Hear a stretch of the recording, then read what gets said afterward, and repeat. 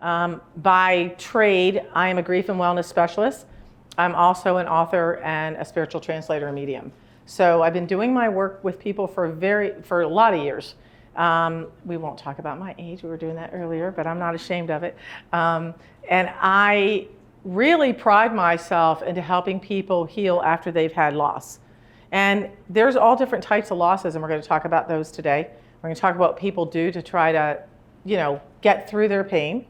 My program that I've been running now, I'm going on my 20-year anniversary in 2024, and I have a big event scheduled for April of 2024 to celebrate that. But the reason I'm talking about it is because it helps people through emotional, spiritual, and physical balance. And it's called the Spirit Program. And it's 10 books that I wrote that went into a course book, and that book's called Your Toolbox for Life. The material that you see today is from that book, all of it. I also have written free series called Survivor Series, and it's for anyone that's had loss. And one's loss of a child, loss of a parent, loss of a pet, loss by suicide, loss by divorce and separation. I am adding a lot more to that now, but they're free on my website. So you go on and you can download them and you can share them. But every one of those has the same toolbox. And that toolbox is there to help you through any type of grief or pain, because it's all the same. It doesn't feel different. If I lost my pet and you lost your child, people don't want to compare, but there are people that don't have children, and those are their children, or their children are grown and they're furry pets, so they're part of their family. People are very insensitive when people lose pets sometimes. We're going to talk about all the things that you've heard, and that causes pain, but it also causes us to keep our emotions hidden and wear lots of masks. So I'm excited. If I didn't say my name, I'm Sharon Price, and I am very excited to be here to be part of not only the show, but to hopefully bring something to you today that you take home with you. If I never see anyone again, that doesn't matter to me as much as me making sure that you get a message or a tool or something that will help you in your healing process. So let's get started. People don't really know. If you look up in the dictionary the definition of grief, it's intense sorrow. It's regrets, agony, distress, pain, trouble, sadness. I did hospice for many years, and in doing hospice, you find people that go through a lot of emotions during that time. If you've ever heard of, the stages of grief, I will be quite frank with you. I don't believe in the stages of grief, because all of us don't grieve the same, and we're all unique in the grief of whatever relationship we're grieving. It doesn't feel the same. I could be more upset about losing a friend than I am a family member if that person is the one that I connected with and had that love with and had that relationship with. And there can be 5 people in the same family, and they're different. But the reason that was written years ago, and nobody ever explains it, it was written for the person that tells you, I'm sorry, but you only have 6 months to live. First of all, I am really against anyone ever giving you a timestamp on your life. I don't care if it's through a physician, a doctor. I'm a medical intuitive, and I wouldn't tell anyone that. Or you go out and you tell, you have someone that has done a reading or something for you. No one should ever tell you. Only God, Spirit, the divine knows when your last breath will be here and your first breath will be on the other side. Did you hear how I said that? I used to say that to a class of children when I taught Sunday school when they were little. Your last breath here will be the first breath on the other side. And I say that because of the fear that I've seen around grief. And I'm promising you, you don't miss a beat. You may not be in the physical body anymore, but the people that love you and you've been connected with, you will stay connected with forever. No one has to believe that. I know it to be true, but my belief doesn't have to be your belief. And I never impose my belief on anyone, but I'll share it and share yours, but I doesn't mean I will agree or disagree. Yes? I have a different perspective, because I was Yes. a hospice nurse for many, many years. Okay. And I'm still a nurse doing geriatrics. And I had people ask me, I never said anything about when they were going to die, but I'm very, very good at Yes. knowing when people were No, I can too. Yeah. So, and I had, if they asked me, I told them.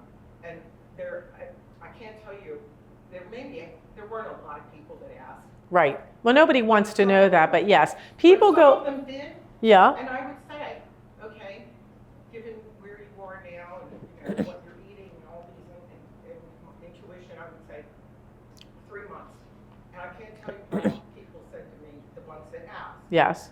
and those are the only ones I told, said, one guy said, finally, somebody is being honest with me. But can I be honest with you on the other side of that? And why I have a problem with a doctor or someone giving someone a diagnosis like that is that you're planting a seed. You have free will.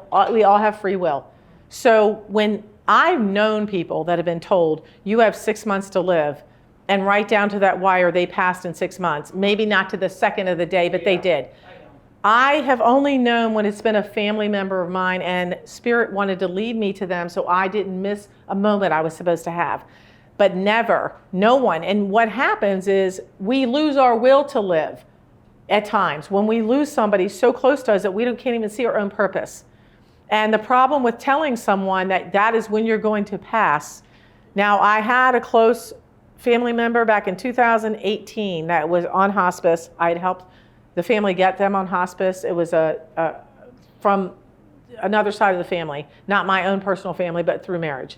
And I was very, very clear. I changed my vacation plans to be closer to where that person was because I knew it was coming. Well, being a hospice nurse, let's just clarify that. You already know that you have a terminal illness. Yeah.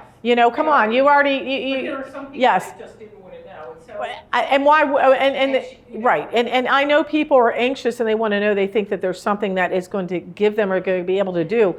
But there's another side of that. I'm not ill. If you came to me and I came and did a reading with you and you told me that I have 6 months to live, who knows? Again, it's the same thing. That graduated from hospice.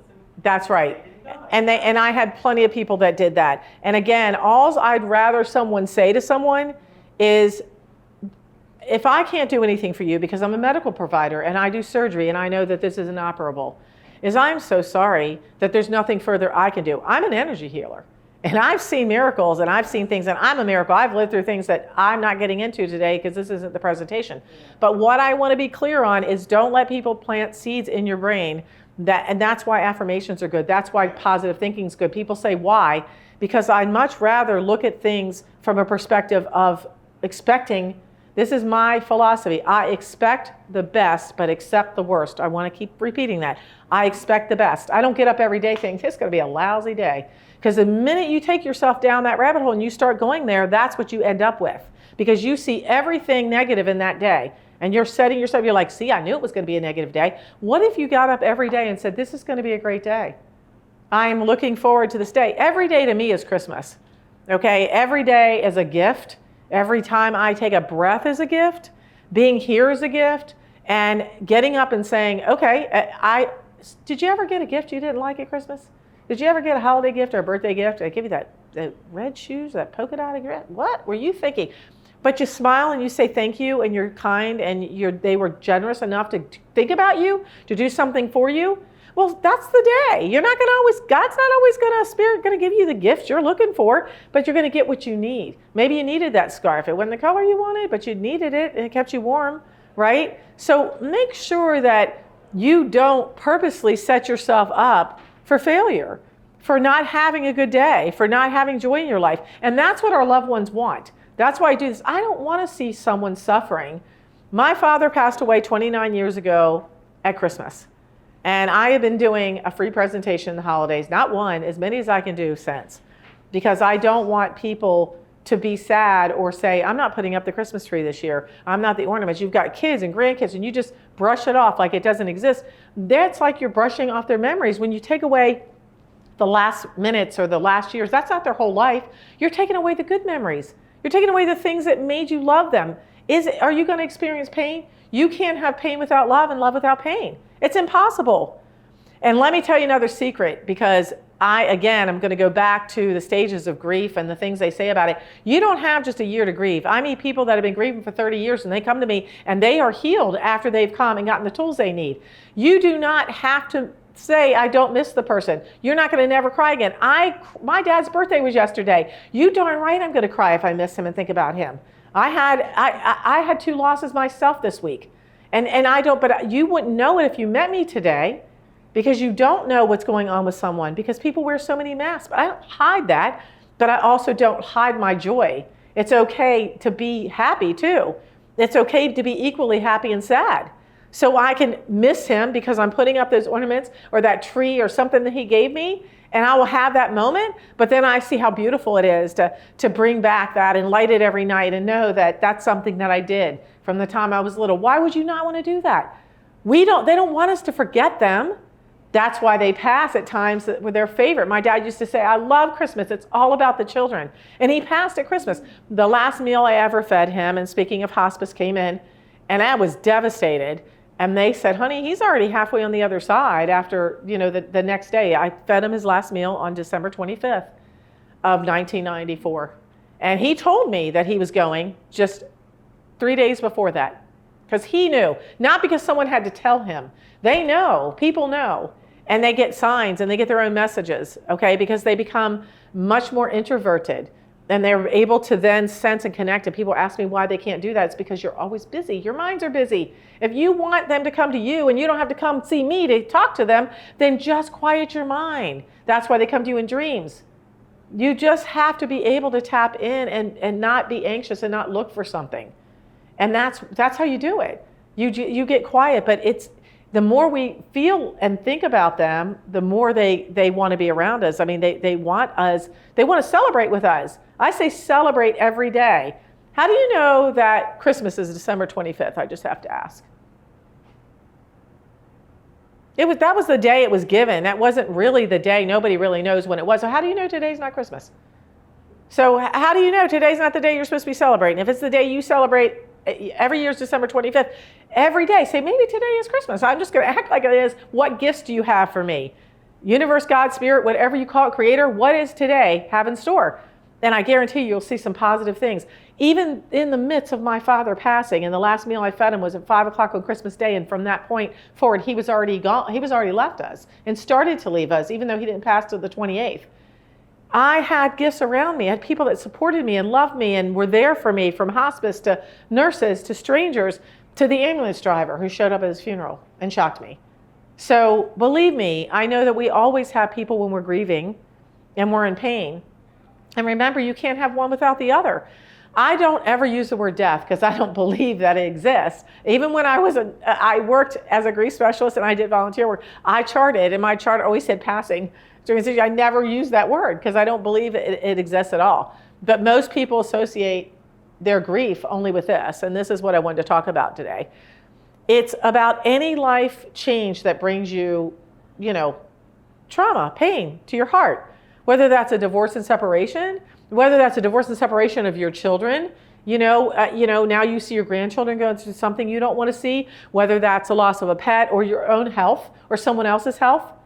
How does it come about?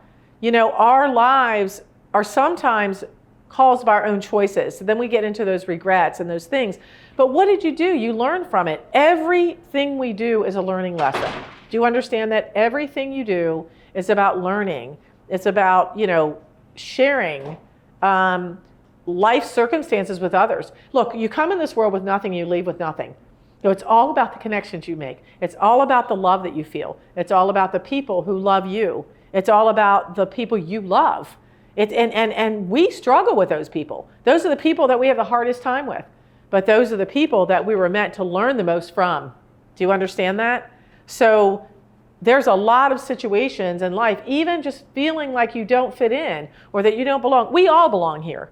I tell people, don't try to fit in, stand out. Be yourself. Be open to who you are. It took me the longest time to learn that. I was ridiculed as a child. I'd rather be dead than have red on my head. Look at, hey, big red, hey, this, hey, that. You have freckles. I remember going home, and you talk about painful, at 5 years old to my father when I first went to school. This was years ago, and I still see things like this happening in schools today. And I said to my dad, I was crying. He said, honey, why are you crying? And I said, can you tell me how to get rid of my freckles and my red hair? And I swear to you on my life, I still have a lot of freckles. I guess you see them. I don't. I actually look in the mirror and all I see is me, that I don't see that I have red hair. I see that myself as being beautiful. Whether anyone else sees that or not, it doesn't matter anymore. That's how God sees me. And my father said, everywhere that you have a freckle is where God's kissed you, and don't you ever forget it. And so my father wasn't perfect by any means, but he was perfect to me. He meant a lot to me, and he gave me a lot. And there may not be a lot of good things that you can remember sometimes about someone that loves you or you love them, but it's those moments and at those times that you hold on to those. And sometimes we see relationships unbalanced because of that, because I can see the good in people. But people aren't bad. We don't like behaviors. Separate the person from the behavior. There's good and bad behavior, but not good and bad people. That's how I see it. And people that were hurt and unloved and went through grief, and they struggle, and then they do things that hurt other people. And that's so sad, because that's our world. And we need to bring more love into our world. We need to bring more kindness. We need to bring compassion. And we also don't need to be doormats either. We need to stand up for ourselves. So when we go back to take back your power, that does not mean you allow people to step on you. I had a situation here today which surprised me from someone who visited, and they really did almost attack me. And I will never back down from who I am ever again, or what I believe. And if I'm ready to change my belief on something, I will let you know. But I'm not trying to change your minds. I'm trying to open your minds to see who you are, to be able to open your hearts, really. Because your heart is what allows you to look in that mirror and really love yourself and really nurture yourself and give yourself what you give other people when they're grieving. Why don't you do it for yourself? You know, so a spouse loses a spouse, a husband or a wife, and they used to cook for them all the time or do something, and they go, I don't cook anymore. You know, I get the frozen dinners, or I run through McDonald's, or I do that, and they're just falling apart, and their health is really bad. And it's because, and I worked with a lot of grieving widows when I did hospice. And I'm like, you need to give that same love and self-care to yourself. I cook for myself all the time. I have no problem doing that. It's a nice gift if someone does it for you, but why do you always shortchange yourself? And we sometimes don't feel worthy of that, or of that love that we're supposed to give ourselves.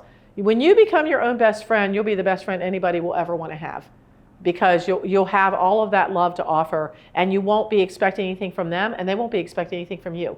Those are the type of relationships we're striving for. We have what we consider normal. You know, our lives are going along a certain way, and then all of a sudden, there's a sudden change. And I've had a lot of sudden changes in the last few months, and a lot of people have. And look at the sudden change we had when COVID came along.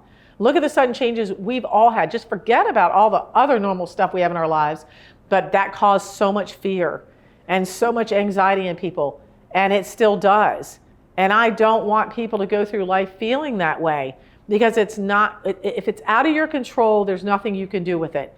But we're going to go from what was normal to a new normal, but we have to be ready, and we're going to talk about this word, for acceptance. That's how we move through grief.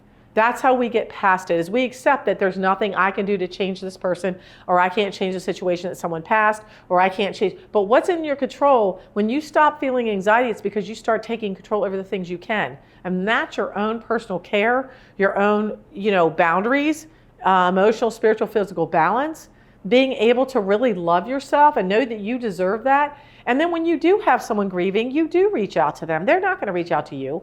Let me know if you need something. People don't do that. They need you to be there for them.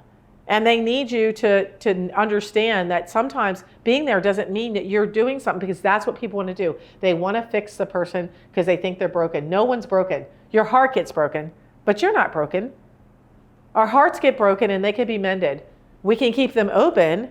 Now, we have open wounds sometimes that flare up when someone does something and reminds us of something someone did before. It's like throwing salt in it. But once you really go through the grief work the way I do it, I do a grief healing program. And it's 6 weeks. Once you do that, you truly learn tools and techniques and things that help you heal, that help you understand. Then there are scars. Those scars are still there. I still remember what the people said to me when I was young, but I don't look in the mirror and think that I'm that. And if someone does that to me now, I completely refuse. Your opinion to me does not matter more than my own. And I really want to have the opinion of myself that God gave me. Everything I have as a gift, from my spiritual channeling to, being able to be compassionate with people, to whatever color my hair is. I can tell you, I'm not forgotten now. Sometimes I want to hide out and I can't. People are like, oh my gosh, I remember you.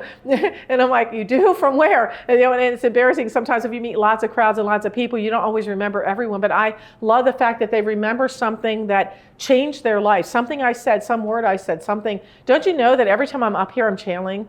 Do they all know what you need in this room? And whatever I say today, I won't say in the next presentation. I mean, there'll be bits and pieces, but everything's always different. And it's different because they care. They care as much as I do, and that's what makes it so great that I would have this many people helping me, because everyone that's sitting here in this room today has somebody in here helping me help you, and that's a blessing. And that means our room is full of love, and there are people that care about you. So it can never be something negative. I'm never going to say, oh, that people say you do that work. I'm proud that I do this work. I'm proud of who I am. I'm proud that I can say I'm a grief specialist. I'm a grief expert. I'll say that because I am. Because I know I am, and I claim that, and not in an egotistical way, because I know that people come to me and get healed all the time.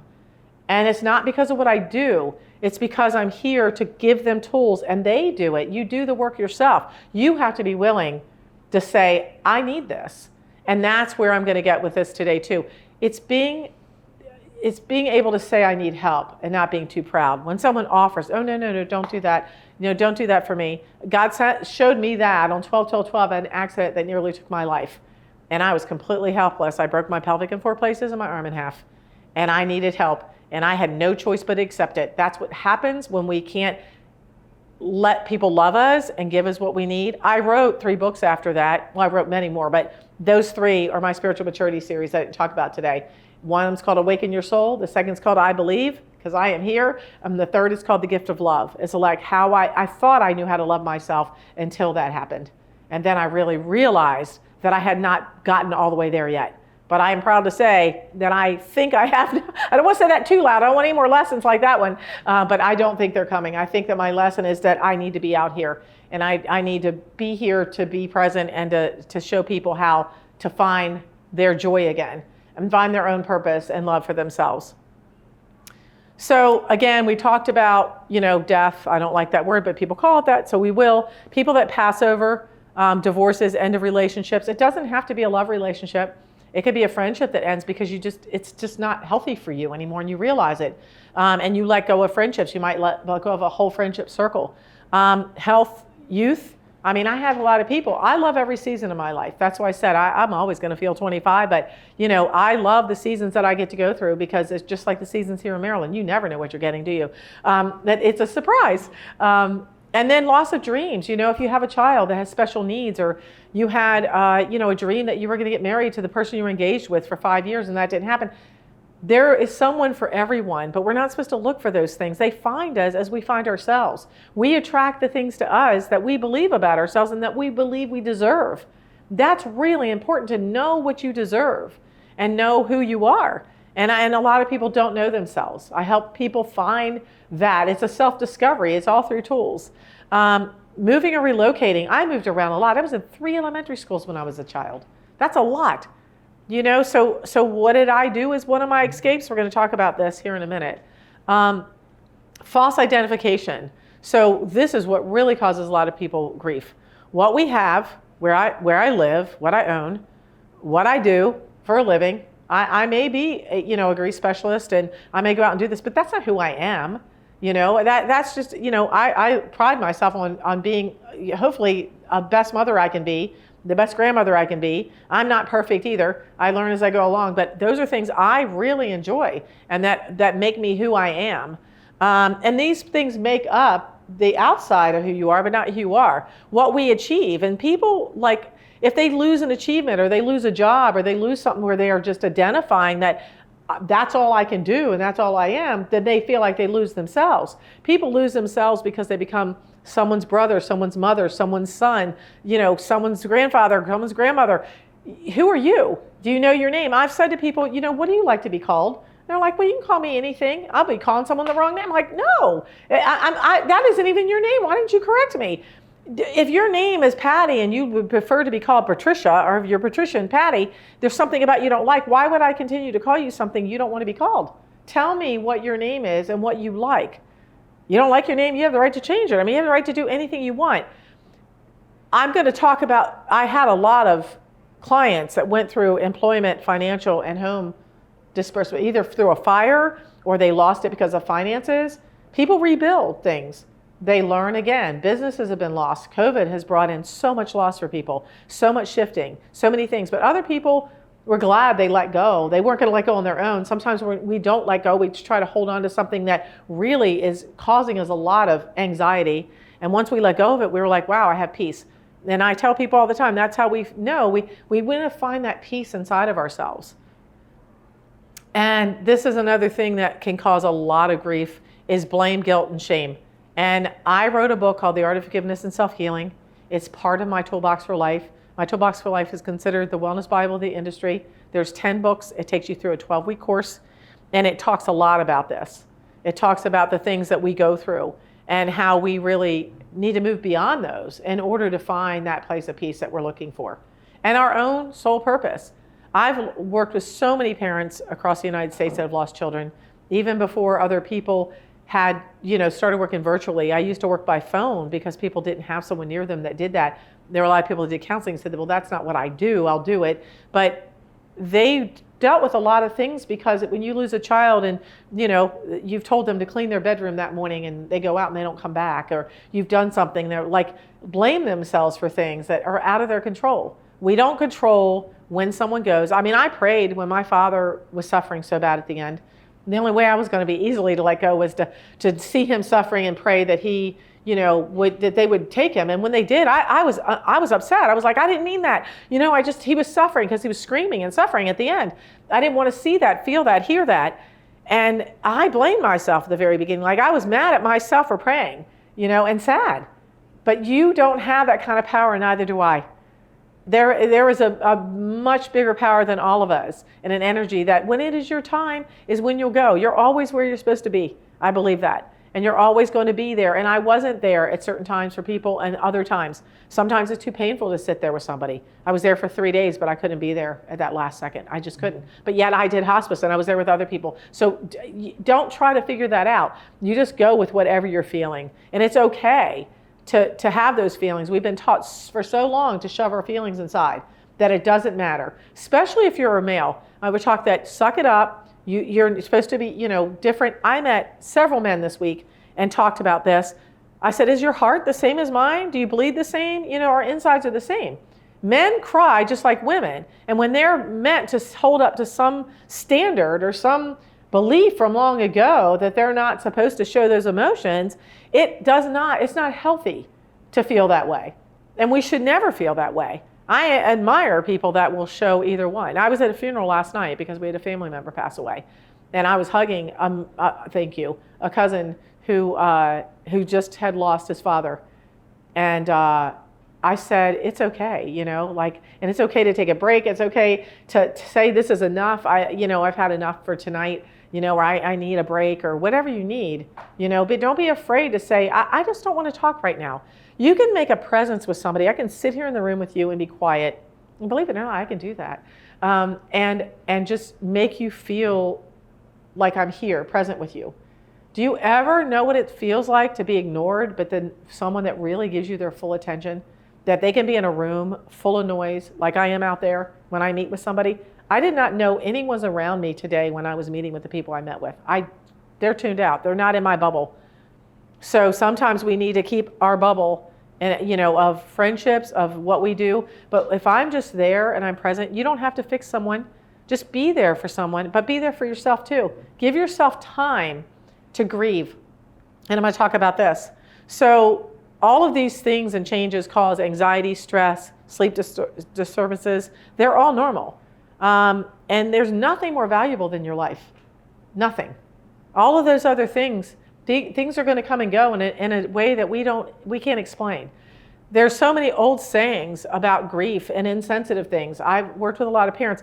Who can heal from something if someone tells someone when they lose their child, oh my gosh, that's not natural. That's not normal. You're never going to be able to go on from there. How do you think that person is going to go on without feeling guilty if every time they hear that person's voice in their head when they go to have fun or they go to be with their other children or they do something special?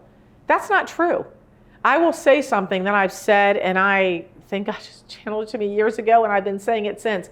Nobody, nowhere, and none of the spiritual teaching. I don't care if you go to Buddha, the Bible, I can name all of them if I go back to my spiritual teaching when I was in hospice, but any religion, you have to be open to everybody and everything when you go in with no judgment. Nowhere did they say that you would live ever for 9 seconds, 9 days, 9 weeks, 9 months, or 99 years. And no matter how long someone lives that we love, it's never going to be long enough. And I see the grief become more intense as people get older. You think that there's more grief when someone's younger and they lost them. It's more intense when someone loses someone in their 90s. What do you think someone says to them? Well, your mother had a good old life. It's okay. Or or you can have another child. You're still young. People don't think about the things that they say. I've heard all of them from people that I work with in grief. And no grief, or that was just a cat, or that was just your dog. Okay, if you don't have something pleasant to say or you don't have something to offer, I know there's awkwardness, that's one thing. But when you're just blatantly coming out and saying things that are insensitive, then it's better just not to say anything at all. But if you're not sincere, people feel that. They know whether you're sincere, whether you're really there for them, and you're compassionate, caring, and loving. Be just that person that someone can feel that comfort with, without any judgment, no matter what they did. I don't care if you heard them yelling at their kid the day before. They said, I can't believe Jennifer keeps doing this. And then you're like, I can't believe she talked to her kid that way. I don't pass rumors. I don't pass on negative things. It is not healthy to do. And I will say something else. Whenever I do an event, I like it to be a closed event. Like once we start asking questions, we'll turn the camera off. Because if I'm answering those questions, I don't want anybody else to hear that. Because I feel like if it's yours and you want to go out and share it, do. But if you're sharing it from someone else's story, it's not yours to share. Let everybody share their own story. We all have one. Believe it, everybody sitting beside you in this room today has been through grief and loss because it's universal. We can't escape it. But if you try to protect your heart, you'll put up a wall that's so big that nobody will get through, and you'll never be able to feel the love that's meant to be felt by you. And it's really important that you feel that. And it starts with yourself, and it starts with being willing to do that and being vulnerable. And it feels like you're being vulnerable because you are, but that's okay, because you will know what to do in order to, get through it. I just talk about some of the behaviors, false truths. Time will heal all wounds. Really? Maybe, maybe not. I think it's more about processing it. You don't get over grief. I had someone tell me that the day that my father, the day of his funeral, just get over it. And I never forgot it. And I purposely put it in this presentation because people don't ever get over grief. If I lost my child or I lost my father, lost somebody, I'm not going to get over it, but I will process it. I will not live in grief, 24 hours a day, 7 days a week, 365 days a year. I refuse to do that. I refuse to let my life be that unimportant. Do you hear those words? Your life is just as important as anything and anyone you lost. So be strong. You don't have to be strong for anybody. That's told to so many parents when they blame children. You have to suck it up. Your mom needs you. Your dad needs you. I purposely made sure I did not say it last night. I just say, keep your family together and keep celebrating. There's other ways to phrase things without making someone feel responsible for someone else when they're grieving themselves. Makes you feel like you don't have time to grieve. When do you have time? So then they busy themselves. And death and tragedy comes in three. That is not true. It is not. That was such an old school saying throughout my family. And people will try to prove it to me still. I'm like, you can say whatever you want. I've seen it come 1 time, 3 times, 10 times. I can get 10 passings in the same year and then not have anything for 10 years. I've been through a lot of grief in my entire life. And I know that, and all different types too. Like I'm talking about very close family and friends. And I know that the only reason I experienced those situations was because I was going to help other people one day. And that what we go through and what we have to, experience brings us closer to our purpose. And I've seen people, do you see people start a foundation, honor their children, and do other things? I've been part of those things that people have done to honor the people you love by celebrating them, by bringing their name into a conversation, by not being afraid to talk about your father who passed away 29 years ago. Isn't she over that yet? Heck no, and I'm not going to be. To the day I meet him again and see him, I am going to miss him, but I'm still going to live my life. And that's what he'd want. And that's why I want to be out here to explain to people, doesn't mean that you didn't miss them or love them because you went on, because life is going to go on with or without you. it's going to keep moving. And it's going to pass you by. And then you're going to get to the point where you're at the end of that life. And you're going to wish that you had not wasted what you had. I only got a short time to live. And someone looked at me today. They went, I'm like, I didn't say I was going anywhere anytime soon. But to me, even if I have 50 years or 100 years, that's not a lot of time. My 60 years has gone by really fast. And I hope it's 60 more. But if it is, it still wouldn't be, enough to get all the things that I want to do. And I want to keep moving and doing what I do and being who I am and connecting with people. And that's what we're supposed to do. We're not meant to be alone. And I'm going to talk about the people that have a loved one or a spouse that passes away and they go, they were my soulmate. I'm never going to be with anyone again. You made a promise that you can't keep. It's not going to be held against you. You're not meant to be alone. It's okay if you find another companion or someone comes to you. And the other trick to that, yes, I can have 10 more kids, but I'm still going to miss the one I lost. Yes, I can have 3 more husbands, but I'm still going to miss the one I lost. So let's talk about that. Your heart is as wide as the ocean. And I'm not replacing anything. And people have been taught to replace things from the time they were young.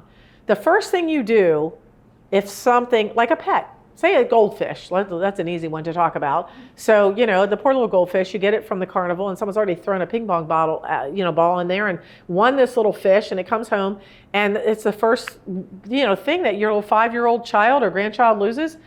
And you're like, oh, I'm sorry, honey. We put him down the toilet. We don't even do a little thing for him. And then we go off and we go to the store and we buy him another one. So right away, you're being taught, not by people that are well-meaning, let's get this straight, but negative behaviors that being mimicked that have been mimicked for years. Sweetie, why are you crying? I'm so sorry that they weren't nice to you in the playground. Come here with Grandma. Let's sit down and we're going to give you some milk and cookies. What am I doing? I don't want her to cry. So what did I just teach you? So we are comforting her, but not in the way, comforting someone sometimes is by just sitting there and letting them cry. They need to get their tears out. Tears are healing. It's okay to cry. And it's okay if something triggers one of those memories. Now you have a song that comes on and you're like, oh my gosh, I love this. It reminds me of my mom. Reminds me of Christmas, when, whatever it is. It's okay to have that. But we have had behaviors that we do because we want to fix them. Again, we're trying to fix the situation. You're not going to fix the fact that she wants to be on that playground and be friends with those kids. And you can't make that better by giving her milk and cookies. But you can say, there will be people that you will eventually become friends with that just love you for who you are. That's the blessing. And getting older and wiser and knowing that you have great friends that love you no matter what. And they're not there to use you. They're there to really be genuine. And they're just there for you all the time. And you're there for them in the same way. That's a give and take. That's what you're looking for in relationships. If they're not there at this day and age, with everything we've been through, I'm like, cut it. If you don't have it, let go of it. Because there are too many people that would love to be with you and love you and do that. I am going to go through a couple more. I don't normally ask time because I could stay here with you all day, but that clock is not working. I don't like to be timed or clocked, but I do have to be mindful of the person coming in the room behind me. So if anybody can give me the time. Okay, so good. I can still talk for another 5 minutes and then I'm going to cut it off and we're going to ask a few questions and make sure that everyone leaves here feeling like they took something with them today. So we often, again, pretend to be okay. I thought it was funny on Facebook. I got cut off during COVID because I said, take off your mask. And it was at this time of year. Didn't mean your mask and don't protect yourself or other people. It was take off your mask you're wearing to pretend you're someone you're not. If I have to be someone I'm not or pretend to fit in and I have to not say what I do and who I am and discuss all those other things that are just part of my life, then it's not where I belong. But if I have to wear a mask to do that, so people wear a mask all the time to fit into different groups of people. And I don't think that that's necessary. And it's really fear of judgment and fear of, you're uncomfortable, sharing your real feelings. But once you get comfortable, you'll always do it. And that's the natural way. It's because you're resisting what's natural and who's part of you, right? So this is important to me. Feelings are meant to be expressed and not suppressed, because if you think about, I always laugh about this, there's one of two things. You think about a fire or you think about water on a stove. I always talk about the tea kettle. I don't know if the picture's in here. It's not. I used to have it in there. and you think about just turning up the fire on that water, what happens? It's boiling. Imagine that I can't share my feelings with anyone. I don't feel comfortable. And I have believed that I'm supposed to suck it up and I'm supposed to be strong. It's like putting a cork on that tea kettle and just turning up the fire, because my life is just out of control right now. I have nobody to talk to, and it's going to bubble over. So how does it bubble over? It comes out by anxiety. It comes out by feeling sick, by people say, I got a cold, my immune system's weak. Stress. Stress is the culprit. And stress comes from feeling not accepted or not loved or, not heard and not validated or all those other things. For years, because no one hears me or nobody sees me or nobody respects me or maybe just because they don't seem to care that I had this loss.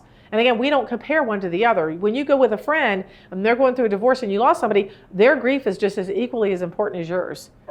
And so what do we do to suppress it? There's over-the-counter drugs, there's prescription drugs, there's alcohol, there's work, there's food, shopping, gambling. There's like 35. People get caught up on their computer and they never get off. You lose yourself in something that takes you away from reality. And reality is in the moment. It's here. That's the only place you're going to find God. It's the only place you're going to find love. That's the only place you're going to find who you really are. It's the only place is real, is right now, this moment. This is all we have. This second and the next and the next. And that's it. So it's okay to plan for your future, but don't live there and don't live in the past, right? Don't live in that rearview mirror, because it doesn't exist anymore.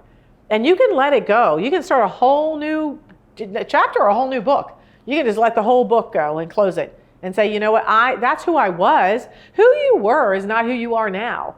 And people sometimes still see you for who you were, but that's, if you went to school and worked hard to do something and they're still saying, oh, Susie, look at you. I remember where you, and you were, and you're like 60 years older. You're like, hello, that's not me anymore. But yes, you're remembering something about me. I'm glad that's your memory, but like, see who I am now. Like learn to trust yourself. Learn to be that trusting soul for yourself, where when you feel, it makes you feel peaceful, it feels good, that means that's a good gauge. And if it doesn't, maybe you should look at that twice. But, we're taught all of these negative behaviors by watching. It's not, I can tell my kids 1,000 times, don't do something. It's not what you tell them, it's what you do. We mimic these behaviors because we saw them growing up. Even if, again, we're people you loved, I'm not picking on your family members, your friends, but we mimic the same behaviors. So look at those behaviors and see if something resonates with you. And we help you change that. That's the whole point of getting rid of this grief, because I've got to put that energy somewhere, and it's bottled up energy. So that is why we have to do something productive and healthy with it. So take one of those things and replace it with something else. I'm going to take a brisk walk. I'm not going to smoke that cigarette. I'm not going to take that glass of wine tonight. I'm going to become a member of the gym. I'm going to be around like-minded people that want what I want. So that's important, and that's what I teach people, just replace it. Don't try to take it away. Try to replace it with something healthy. There's something healthier. And every time it will. There's that pressure pot. So we don't want it to boil over. We want to blow off our steam in a healthy way. We never should be aggressive towards someone else. Remember, grief is universal. It's normal. We're all going to go through it. We can't escape it, right? And being able to release those feelings and emotions that are held inside is taught in my book. I talked about that already. We don't have to go over that. And recognize the need, if you need help, to ask for it. And there was a stigma around asking for help before. And there's all kinds of coaching programs and grief programs and counseling and all kinds of really cool things that people can go do that help them heal. There's all kinds of healers out there today that right here with us at this presentation, at this event. But changes in your sleeping habit, insomnia, excessive sleep. I had someone talk to me about that today and said they thought I said, that's not a normal behavior. Your body doesn't need that kind of sleep, but it will if you're not resting. It will if your mind's always going, and you're not resting yourself, or you're not dispensing that energy somehow. Changing in eating habits, not eating. And look at this for other people. Excessive weight gain, weight loss, inability to concentrate, different kind of mood swings. Those are all things just to say, okay, I need to heal myself. No, I don't care where that is for you. I'm not telling you what to do. I believe in both conventional and holistic. I've been a holistic healthcare practitioner for 20 years. And I do that, and I love it. But if you need something else, then go do it. I'm never going to tell someone what they should or shouldn't do. Follow your own gut. It's no one's place to do that for you. My 12-week program is based on the Spirit program, which is a 12-week emotional, spiritual, and physical balancing. I love to call it ESP because I think it's really cool that it spells that. And I have some upcoming events. I do most of my events in Frederick. I do travel to go to the Illuminate shows here in Maryland. I don't know if I'll go outside of there anytime soon since I can virtually go on. I have a new YouTube channel, and that's why we have someone here today doing our video so we can post these up. I want people to be able to utilize the things that I do out in the community everywhere. So November 17th, around the second Friday of every month, I do a Rainbow Therapy Healing Circle. Calling All Angels Spirit Reunion. That's in honor of my dad. He passed on that day.